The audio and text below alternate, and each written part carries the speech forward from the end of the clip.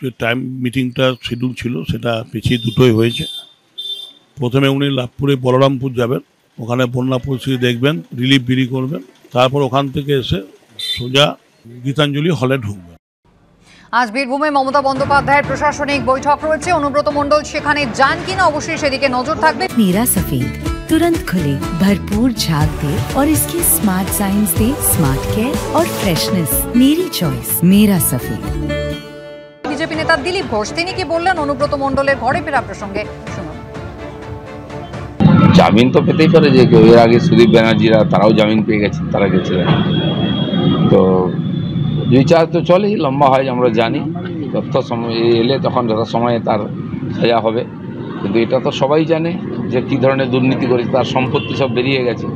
এবার তথ্য প্রমাণ বিচার সময় সাপেক্ষ আমাদের বিচার ব্যবস্থা একটু, কিন্তু সাজা হয়, বহু লোক জেলে গেছে, মন্ত্রী ইত্যাদি, আমরা অপেক্ষা করবো তার জন্য। অনুব্রত মণ্ডল তিনি আজকে ফিরে এসেছেন। প্রশাসনিক বৈঠক রয়েছে আজকে বীরভূমে। মুখ্যমন্ত্রী মমতা বন্দ্যোপাধ্যায়ের এই প্রসঙ্গে কি বললেন সিপিএম নেতা সুজন চক্রবর্তী এবং প্রদেশ কংগ্রেস মুখপাত্র সৌম্য আইচ-রায় শোনাব। মুখ্যমন্ত্রীর অনুপ্রেরণাতে উনি কার্যত থ্রেড কালচারের একজন প্রতিনিধি। এ রাজ্যে থ্রেড কালচার স্পষ্ট হয়ে যায় অনুব্রতর চোখ, মুখ, চেহারা, কথাবার্তার ভাষায়, এবং তার পাশে সবসময়তেই মুখ্যমন্ত্রীর প্রশ্রয়, না বোঝা কোনো কারণ নেই। সেই কারণে উনি ফিরে এসছেন। শাসক তৃণমূলে খুবই নাড়াচাড়া হচ্ছে। ফিরহাদ হাকিম বলছেন বাঘ হালুম হালুম করবে। মুখ্যমন্ত্রী আগেই বলেছিলেন যে ওকে ফিরিয়ে আনতে হবে, যদিও মুখ্যমন্ত্রীর হিসেবে নিয়ে একটু দেরি হয়ে গেছে। আসলে বিচার ব্যবস্থার মধ্যে বেলটা একটা অংশ, বিচার ব্যবস্থার অংশ বলে আমরা মনে করি। দুর্নীতির মামলায় তাকে গ্রেপ্তার করেছিল, তিনি এখন বেলে আছেন, পুরোপুরি মুক্ত হননি।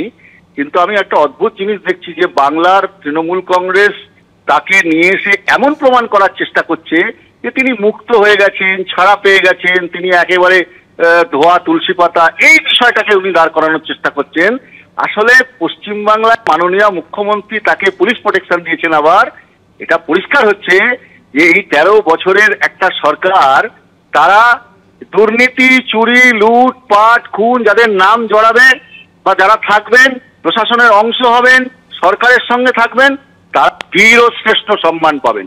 18 মাস পর ফিরলেন অনুব্রত মণ্ডল তিহার জেল থেকে। আগেই তিনি জামিন পেয়েছিলেন, আর আজ সকালে তিনি এসে পৌঁছলেন। ভোর 5:30 নাগাদ তিনি কলকাতা বিমানবন্দর থেকে বেরোলেন এবং তার কনভয় রওনা দিল বোলপুরের উদ্দেশ্যে।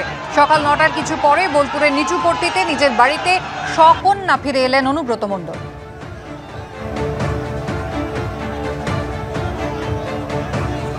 শক্তিগড়, গুসকরা, দেওয়ানদিঘি হয়ে বোলপুরে পৌঁছলেন অনুব্রত। রাস্তায় বেশ কয়েকবার দাঁড়াতে হলো তাঁর কনভয়কে।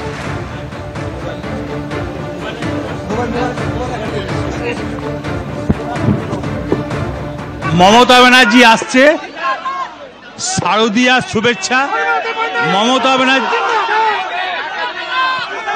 ব্যানার্জিকে আমি ভালোবাসি, মমতা ব্যানার্জিকে আমি ভালোবাসি। দিদি যেমন আমাকে ভালোবাসে, মমতা ব্যানার্জিকে গোটা ওয়েস্ট বেঙ্গলের মানুষ ভালোবাসে, অল ইন্ডিয়ার মানুষ ভালোবাসে, অল ইন্ডিয়ার মানুষ মমতা ব্যানার্জিকে ভালোবাসে। দেখি শরীর, পায়ের অবস্থা খুব খারাপ, দরকার হলে দিদির সঙ্গে দেখা।